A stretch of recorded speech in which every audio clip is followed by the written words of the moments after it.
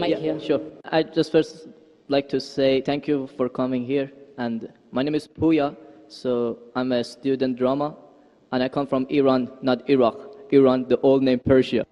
So I come from a religious family. My family are Muslim, but I born as a Muslim, but I didn't want to born as a Muslim because, so as a family I born, but still I haven't accepted Islam because of some certain points. My main question was about the time, like ancient time, back to the 1,000 years ago, when the time the Islam come to my country and we became a Muslim. So as I read in the history and those kind of stuff, I found it out that the Arab countries, so they attacked my country and they invade my country and they brought Islam by force without my king accepted. So Persia was the old country and it was the most civilized country from the ancient time until now. We believe a real God, we were worshipping a real God, and our religion was Zartosh.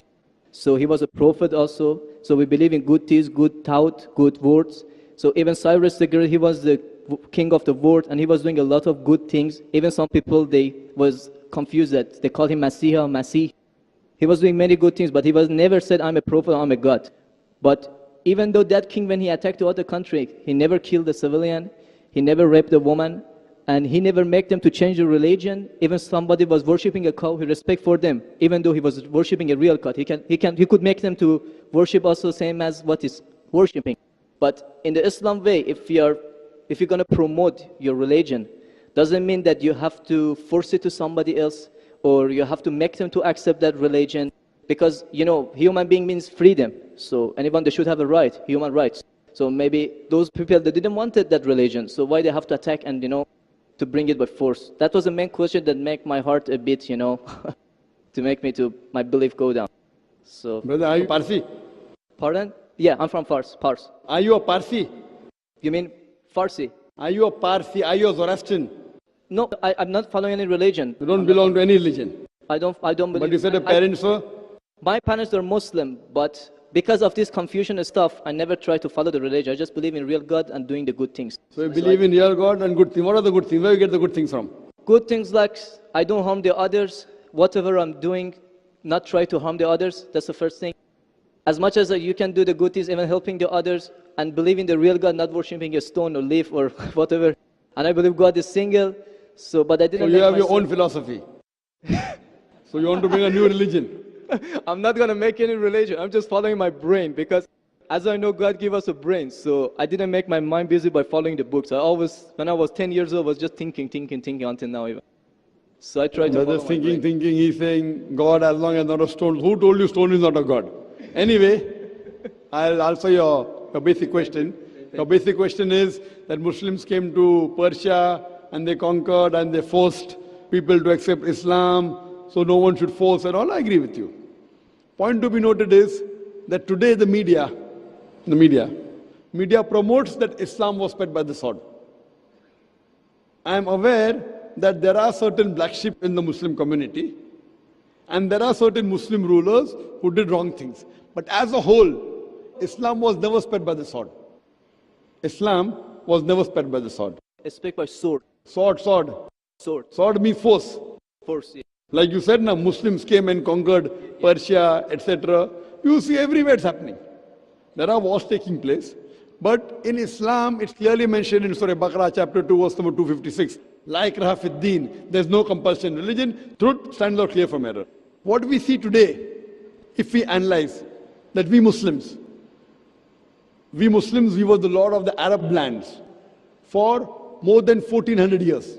For the past 1400 years, the Muslims were the lord of the Arab lands. For a few years the Britishers came, for a few years the French came, but overall the Muslims were the rulers of the Arab land. Yet today, there are more than 9 million Christians who are Coptic Christians. That means they're Christians since generation. If the Muslims wanted, they could have forced each and every non-Muslim to accept Islam at the point of the sword in the Arab land. These more than 9 million Coptic Christians, they are giving Shahada, they are bearing witness that Islam was spread by the sword. We Muslims, we ruled India for more than 1,000 years. We ruled India for more than 1,000 years. If we wanted, we could have forced every non-Muslim Indian to accept Islam at the point of the sword. Today, more than 80% of the Indians are non-Muslims. These more than 80% non-Muslim Indians, they are giving shahada, they are bearing witness that Islam was inspired by the sword.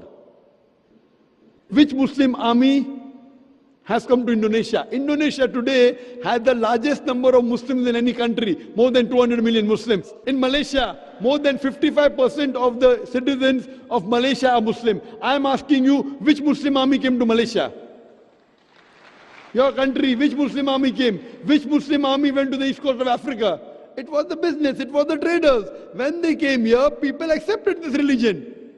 It is the media hype which talks about Islam was spread by the sword. Yes, there were a few people.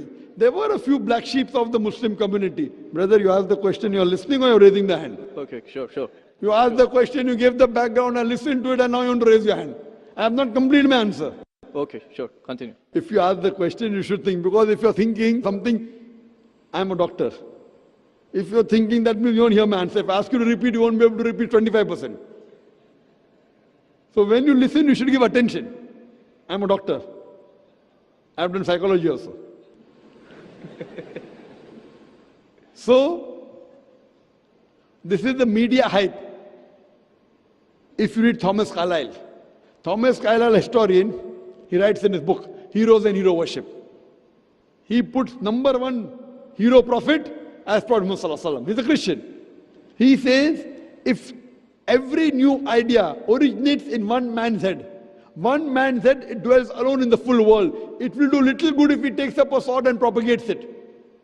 You have to first get your sword. He's talking about sword of intellect. There was a survey done in the Plain Truth magazine, a survey in the increase of the major world religions in a span of 50 years. In a span of 50 years, from 1934 to 1984. In a span of 50 years, the increase in the major world religion. It came in Reader Digest, Almanac Yearbook, 1984. Number one maximum increase in any religion, it's Islam, 235%. Christianity, only 47%. I am asking you, which war took place between 1934 and 1984, which forced the non-Muslim to accept Islam? Which war? Which war? Today, leave aside the past. Today, the fastest growing religion in America is Islam. The fastest growing religion in Europe is Islam. I am asking you, who's forcing the Americans to accept Islam? Who's forcing the Europeans to accept Islam? You were not there born. Were you present in the past? Arabs came to my land and forced. Where were you present? This is history. Many things in history is false. So that's what? Okay. A very famous historian, Dilese O'Leary, he writes in the book, Islam at the Crossroad, page number 8. He says, history makes it clear.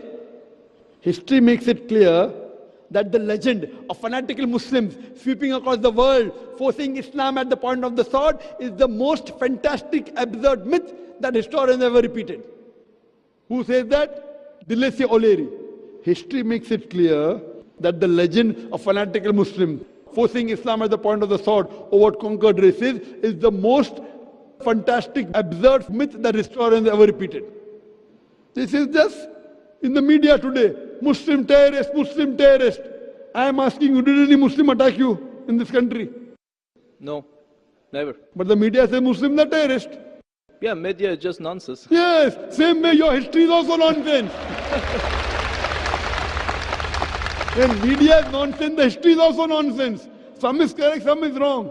That's the reason, if you hear the answer, I would like to end my answer with a quotation of Dr. Adam Pearson. Dr. Adam Pearson says that people who worry that one day nuclear weaponry will fall in the hands of the Arabs, they fail to realize that the Islamic bomb has already been dropped. The bomb of peace. It fell the day Prophet Muhammad, peace be upon him, was born. Good. Thank you, doctor, for your answer. But the point is, I didn't get the right answer because that's not media, that's history. And history is not something that can be written the false way, because if it be written the false way, it can be changed. But that was the true history in all over the world and is written every Brother, did you hear my quotation of Dilese O'Leary? Can you repeat it? Repeat what? Repeat Dilese O'Leary's quotation. I said it twice, not once, twice. Most of my answer was once. I said twice. Now repeat it. Repeat at least 50%.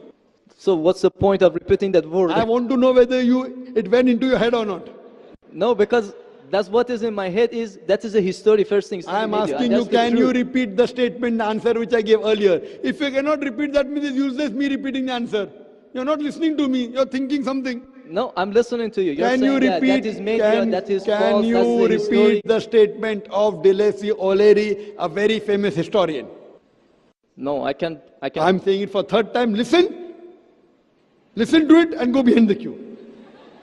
Deleuze O'Leary says that history makes it clear the legend of fanatical Muslims forcing Islam at the point of the sword over conquered races is the most fantastic, absurd myth that historians have ever repeated. Deleuze O'Leary says history has been telling falsehood, and you're saying history, I believe in history. Deleuze O'Leary is saying that what history says that Muslims are forcing Islam at the point of the sword is the most fantastic myth that historians have repeated. So you have got influenced by the myth. So now think it's a myth and forget it and believe in the fact. The fact is you read the Quran, and inshallah I want you to revert to Islam. Revert back to the religion of your parents, inshallah. Okay. Okay, thank you. Thank you.